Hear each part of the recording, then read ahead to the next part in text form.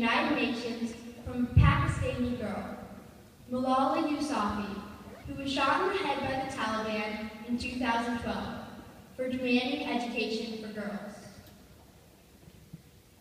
So here I stand, one girl among many. I speak, not for myself, but for all girls and boys. I raise up my voice, not so that I can shout, but so that those without a voice can be heard. Those who have fought for their right to live in peace, their right to be treated with dignity, their right to equality of opportunity, their right to be educated. Dear friends, on the 9th of October, 2012, the Taliban shot me on the left side of my forehead. They shot my friends, too. They thought that the bullets would silence us. But they failed. And then, out of that silence, came thousands of voices. The terrorists thought that they would change our aims and stop our ambitions, but nothing changed in my life except this. Weakness, fear, and hopelessness died. Strength, power, and courage was born. I am the same Malala. My ambitions are the same. My hopes are the same. My dreams are the same. Dear sisters and brothers, we realize the importance of light when we see darkness. We realize the importance of our voice when we are silenced. In the same way, when we were in Swat, the north of Pakistan, we realized the importance of pens and books when we saw the guns. The wise saying, "The pen is mightier than the sword," was true. The extremists are afraid of books and pens. The power of education frightens them. They are afraid of women. The power of the voice of women frightens them.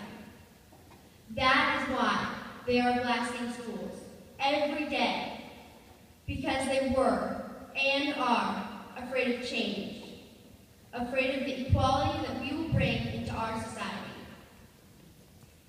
Dear sisters and brothers, now it's time to speak up. So today, we call upon the world leaders to change their strategic policies in favor of peace and prosperity. We call upon the world leaders that all the peace deals must protect women and children's rights. We cannot all succeed if half of us are held back. We call upon our sisters around the world to be brave, to embrace the strength within themselves and realize their full potential.